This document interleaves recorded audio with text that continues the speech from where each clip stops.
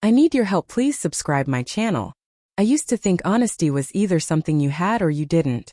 Turns out it's more like a tool people borrow just long enough to appear trustworthy. My name is Evan, and for years I believed my wife Laura was the kind of woman above doubt. We'd been married 7 years. No kids, just the two of us, a modest house on the coast, a quiet life.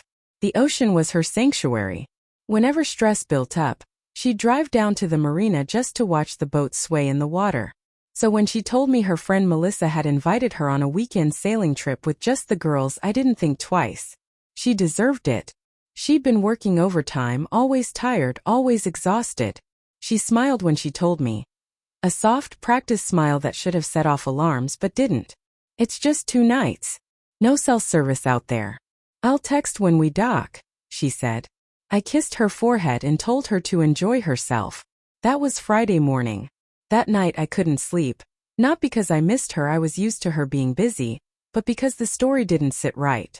Melissa had moved to Chicago 6 months ago. I remember because we helped her pack.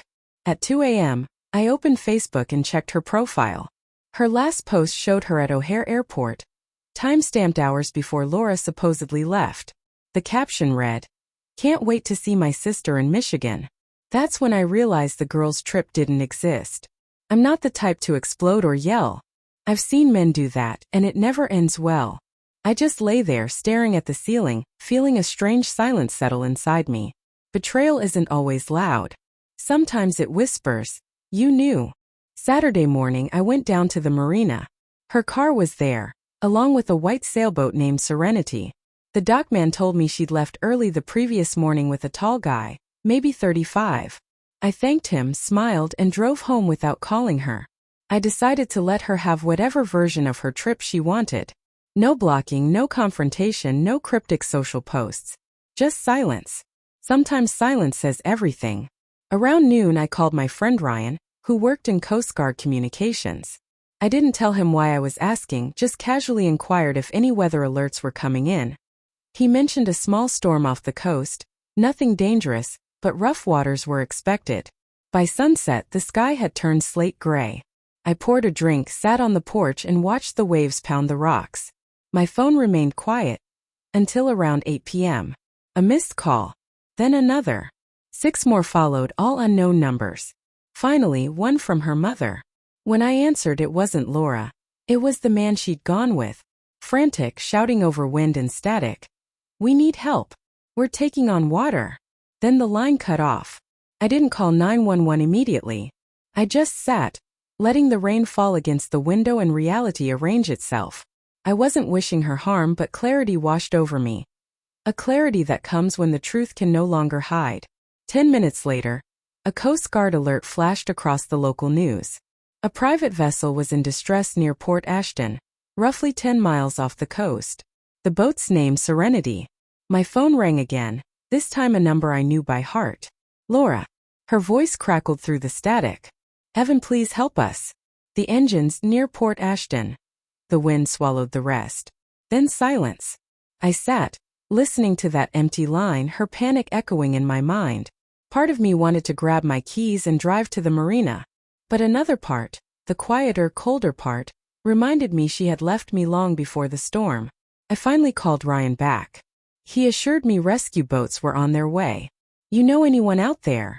he asked. "Yeah, my wife," I said. He paused. "We'll find them, man."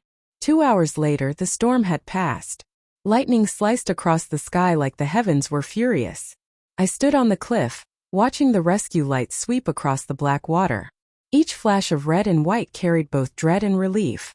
At 3 a.m., the Coast Guard confirmed it. They'd located Serenity, half submerged, 5 miles off course. Both passengers were rescued, alive, shaken but unharmed. When I got the text that she was at the hospital, I didn't rush over. I waited for morning. I needed daylight, not just to see her but to see myself clearly. When I finally walked into that sterile white room, she looked small. Hair matted, face pale, eyes swollen from crying. The man wasn't there. He had checked himself out hours earlier. For a moment the old Laura appeared. The one who used to laugh at my dumb jokes, trace circles on my hand during movies. Then guilt buried her again. "I'm sorry," she whispered. I said nothing. I pulled a chair beside her bed and waited. Piece by piece she told her story. How she'd met him months ago through work. How the trip had been their first escape. How she'd convinced herself she deserved it. Felt unseen, invisible to me. I let her finish. Then I asked quietly, "If the storm hadn't come, would you have told me?" Her hesitation said everything. Betrayal isn't about choosing someone else over you. It's choosing a lie over honesty. When she started crying again, I didn't comfort her. I said, "You're alive. That's all that matters." I stood, took my ring off, and placed it on the bedside table. "When you're discharged, call your mother. She'll help you pack." Her tears became panic. "Evan, please. It was a mistake." I looked at her steadily. "No. The mistake was thinking I'd never find out." Then I walked out. The following days were quiet. The ocean returned to its usual calm, like the world had been reset. I went back to work, fixed the shed door that had been squeaking for months, slept through the night again. Friends asked if I'd consider reconciliation. I didn't say no out of anger. I said no because something inside me had already shut. Once respect dies, love wanders looking for a place to be buried. Weeks later, I heard she had moved in with her sister.